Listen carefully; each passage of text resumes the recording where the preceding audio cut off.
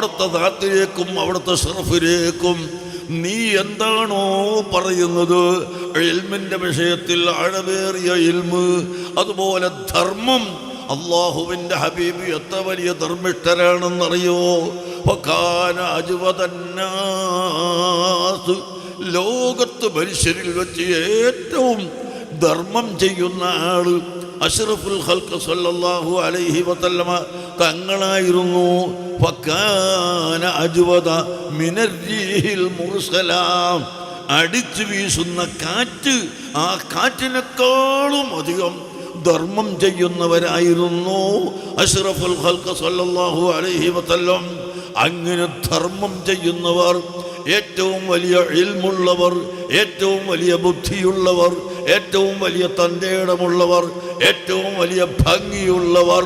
വഅസ്സനു മിൻക ലം തറ